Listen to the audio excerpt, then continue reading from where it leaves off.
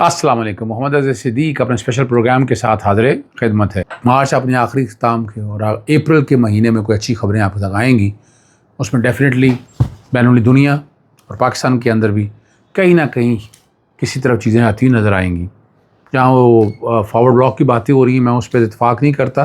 یہ ڈرانے دھمکانے کے لیے چیزیں تاکہ کسی نہ کسی طرح سے یہ ایمیکیبل سولوشن کی طرف چلی جائے. اسلام آباد ہائی کورٹ بار نے بڑی زبردست معاملہ اٹھایا ہے، اور وہ کیا ہے، اور اسلام آباد ہائی کورٹ میں معاملات شدت کے اختیار کیوں کر گئے ہیں. اور نواز شریف کا جو بیانیہ ہے، شہباز شریف کا جو بیانیہ مہنگائی ختم کر دی ہے، وہ مہنگائی کیا واقعی ختم ہوئی ہے؟ ذرا قوم کو سچ تو بتائیں. یعنی ان سب پہ بات کرتے ہیں. سب سے پہلی بات جو ہے وہ اسلام آباد ہائی کورٹ بار اعلامیہ جاری کیا ہے، اور انہوں نے کہا کہ اسلام آباد ہائی کورٹ بار ایسوسیشن میں آئین کے آرٹیکل 200 اور اس کے اسلام آباد ہائی کورٹ میں اثرات 26ویں آئینی ترمیم کے خلاف قرارداد بابت بلائے جانے ہیں.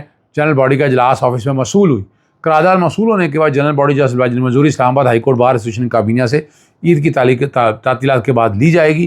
اور آرٹیکل 200 کا معاملہ تب ابھرا جب اعلیٰ عدلیہ میں اپنی مرضی کے ججز بھرتی کرنے تھے. سینیٹر عرفان صدیقی نے اس میں کہا کہ آرٹیکل 200 صدر کو اختیار دیتا ہے کہ ججز کو ایک عدالت دوسری عدالت میں ٹرانسفر کر سکتا ہے. پر یہاں یہ بات جانا ضروری بھی ہے کہ آرٹیکل 200 کے سب آرٹیکل 2 کے تحت ٹرانسفر عارضی ہوگی نہ کہ مستقل.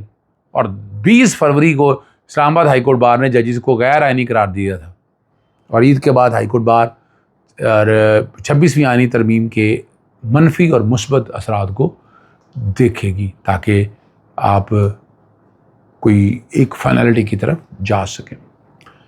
اسلام آباد ہائی کورٹ کے قائم مقام چیف جسٹس اور دیگر ججز میں معاملات جو ہے نا وہ شدت اختیار کر چکے ہوئے ہیں، اور یہ کرنا نہیں چاہیے تھا. حکومت وقت کو سوچنا چاہیے تھا، لیکن حکومت وقت نے کچھ نہیں سوچا. آنکھیں بند کر کے، یعنی آپ نے عدلیہ میں تقسیم در تقسیم کر دی، آپ نے معاشرہ تقسیم در تقسیم کر دیا، آپ نے اس ملک میں رول آف لا روند کر رکھا. اور جو اس طرح حالات چل رہے ہیں وہ کوئی اتنے اچھے حالات ہیں نہیں کہ جو آپ سمجھ سکیں کہ بہتری کی طرف جا رہی ہیں چیزیں.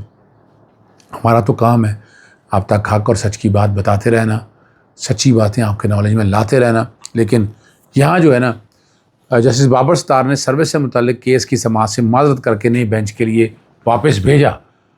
تو قائم مقام چیف جسٹس کی ہدایت پر کیس دوبارہ جسٹس بابر ستار کے سامنے مقرر کرنے پر اہم آرڈر جاری کر دیا.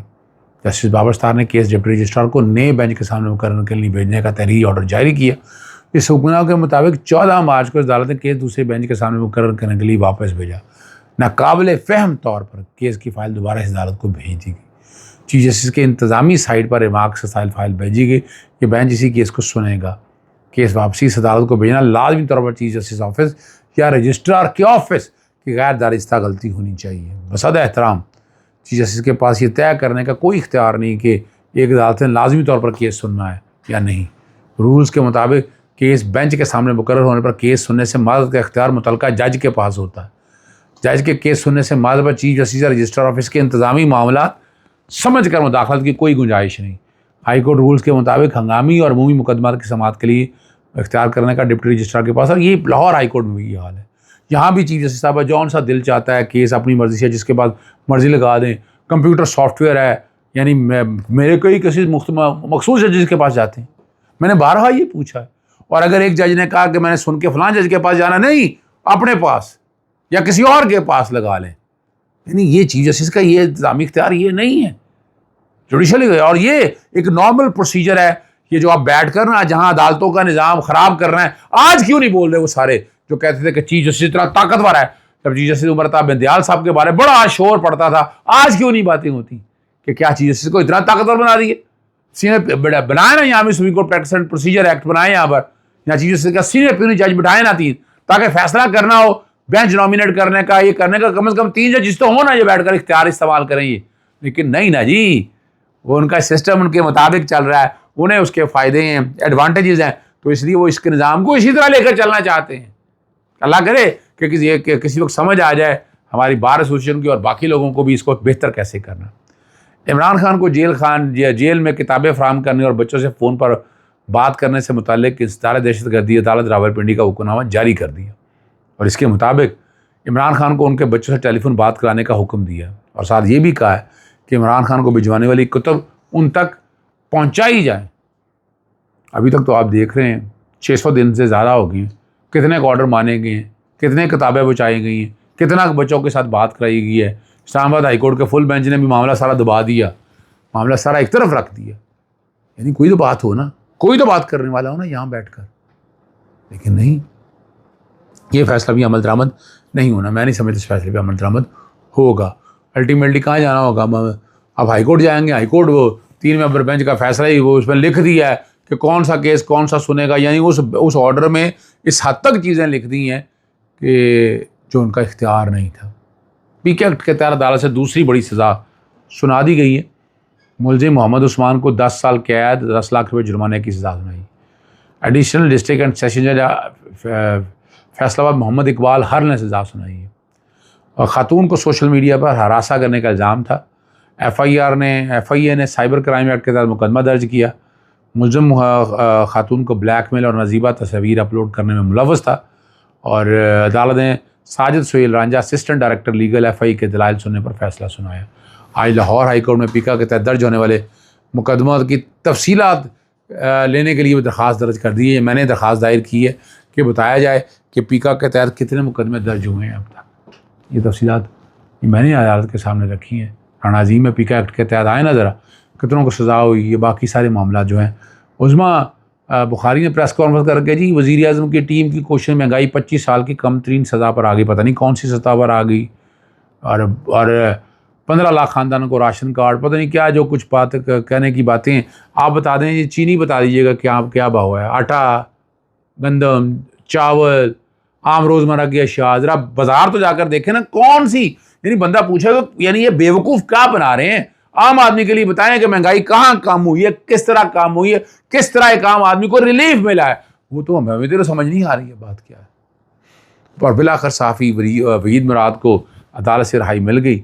और ये बड़ा अहम सवाल पीछे छोड़ के गई है कि वहीद मुराद ने अख्तर मैंगल की पोस्ट को जो है ना वो कोट किया था या लिखा भी था ये अख्तर मैंगल साहब ने कहा है, ठीक है ना जी।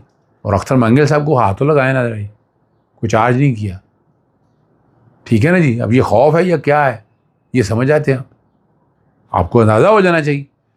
फिर एक और बात जो है ना सलीम बुखारी ने की है, वो बारीक बात है, वो आप लोगों के सामने रखता हूँ। उन्होंने इल्ज़ाम लगाया कि नाराज़ बलोच जो ने इंडिया का माल खा रखा है, भारत के पासपोर्टों पर सफ़र करते हैं, वहाँ ट्रेनिंग लेते हैं। मारंग बलोच का भेद भी खुलने वाला है, उनकी राह से रवाबत है और अफ़गानिस्तान से भी। अब यहाँ पता नहीं सलीम बुखारी जो है ज़ादुल मियाद तजिया कार को इल्म होना चाहिए कि 4 साल होने को है, अशरफ गनी रजीम का ख़ात्मा हो चुका, NDS और भारतीय राह अफ़गानिस्तान से ऑपरेट नहीं होती, तो अब चूरन ये बिक सकेगा इस तरह का जो हम ख़रीद सकेंगे। और TV पे आकर जो मर्ज़ी पीका एक्ट करते रहें, खिलाफ वर्जियाँ करते रहे, झूठ बोलते रहें, इनके खिलाफ मुकदमा दर्ज होता है। ये कोई सहाफ़त है? ये तो भेद खुल रहे हैं ऐसे लोगों के लिए। अगर वाकई मारंग बलोच ऐसी हैं तो लाएं सबूत, क्या ऐसी बातें हैं सारी, हम भी जानना चाहेंगे ना, ठीक है ना। साना साहिवाल के बाद देख लिया था हमारा इदारा किसी शहरी को दहशतगर्द कैसे साबित करता है। नाराज़ बलोच पाकिस्तान का माल छोड़ कर अब ये सारी जो बातें हैं। और साबिक वज़ीर आला अब्दुल मालिक जो हैं बलूचिस्तान के बलोच, उन्होंने बता चुके कामयाब मुज़ाकरात को किसने तस्लीम करने से इनकार किया था। नेशनल कोहेजन की बात करें, सबको एक पेज पे लेकर आएँ, कैसे लेकर आएंगे, कैसे सेटल करेंगे, क्या आपने फ़ैसला करना है। अगर आप नहीं फ़ैसला करेंगे तो फिर यही हाल होगा ज़माने का, जो आप देखते आ रहे हैं, जो आप समझते आ रहे हैं, जो आप फेस करते आ रहे हैं, ठीक है ना जी। यही हाल होगा, यही समझिएगा कि क्या हालात हैं। और अली अमीन तहरीक इंसाफ का वो लफ्ज़ जो इस्तेमाल कर रहे हैं गोरबाचौफ, ये तर्जमान जो है ना जमीयत उलमा इस्लाम सलीम असलम गौरी ने करार दिया। मैं नहीं समझता ऐसी को बात है, लेकिन उन्होंने कहा कि अली अमीन गंडापुर इमरान खान की वाज़ेह हदायत के बावजूद मौलाना फजल रहमान के खिलाफ हज़रात सराई कर रहे हैं। तहरीक इंसाफ और JUI के दरमियान फासलों को बढ़ाने की साजिश कर रहा है। अब ये बात जो है ना उन्होंने कही है, और ग्रैंड अपोजिशन में रुकावट से हुकूमत और गैर जमहूरी हुकूमतों को फ़ायदा होगा। पाकिस्तान तहरीक इंसाफ को बैरूनी अंदरूनी साजिशों से ख़तरा है। जब अपोजिशन इत्तेहाद बनने के करीब होता है, सासी अनसर अपना काम शुरू کر دیتے ہیں. دیکھیں یہاں سیاسی باتیں ہیں ساری. مولانا فضل الرحمان سے اگر حالات آپ نے بہتر کرنے ہیں تو اسے گفت و شنید بھی کرنی پڑے گی آپ کو. اجازت چاہتا ہوں. السلام علیکم. اللہ حافظ. پاکستان زندہ باد.